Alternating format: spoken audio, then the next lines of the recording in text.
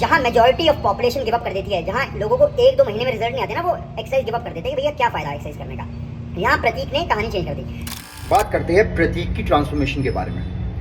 देखो, जब भी आप वेट लॉस करते हो या फिर आप मसल मास गेन करते हो तो कई बैरियर्स आते हैं, कई अप्स एंड डाउन्स आते हैं। उनमें से कुछ हेल्थ इश्यूज भी हो सकते हैं, उनमें से कुछ मेंटल बैरियर्स भी हो सकते हैं, उनमें से कुछ पर्सनल इश्यूज भी हो सकते हैं। इन सब के बारे में हम बाद में बात करेंगे। लेकिन जो एक बहुत बड़ा फैक्टर है, बहुत बड़ा बैरियर है, वो है जिन लोगों को अपने टेस्ट बड पे कंट्रोल नहीं होता ना, उनका वेट लॉस कराना, उनकी ट्रांसफॉर्मेशन कराना एक बहुत बड़ा चैलेंज हो जाता है। और Prateek is a person who is extremely passionate about food. उसका पैशन ही खाना है। कोई भी एक ऐसा दिन नहीं जाता जहां वो कुछ अलग ट्राई ना करे खाने में, और जहां खाने में गड़बड़ निकल गई ना तो वो रेस्टोरेंट वालों की बैंड बजा देता है। तो ऐसे बंदे का ट्रांसफॉर्मेशन कराना, ऐसे बंदे का वेट लॉस कराना एक चैलेंज था। हमने स्टेप बाय स्टेप किया। पहला जो स्टेप था, उसको कंसिस्टेंसी की वैल्यू समझाए। तो इस बैरियर को प्रतीक ने क्रॉस कर लिया है। ठीक है, अब बात करते हैं प्रोग्रेस की। Am I happy with the progress? Am I happy with this transformation? I am happy because he is happy. If my client is happy, if my trainee is happy, then of course I will be happy.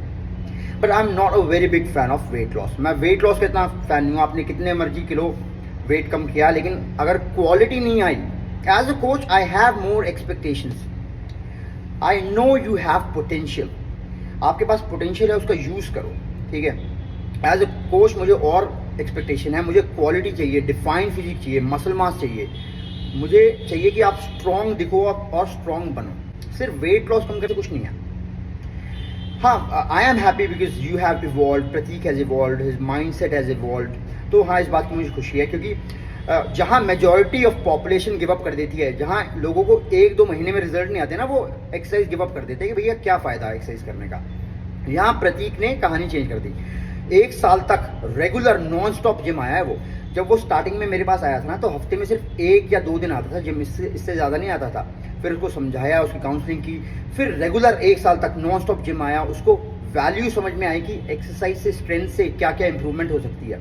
उसकी strength में इतनी improvement हुई है, उसकी endurance में इतनी improvement हुई है, उसके स्टैमिना में इतनी इंप्रूवमेंट हुई है। जहाँ वो 1 या 2 राउंड सीढ़ियों में थक जाता था, हाफने लग जाता था, अब वो ईजिली कर पाता है।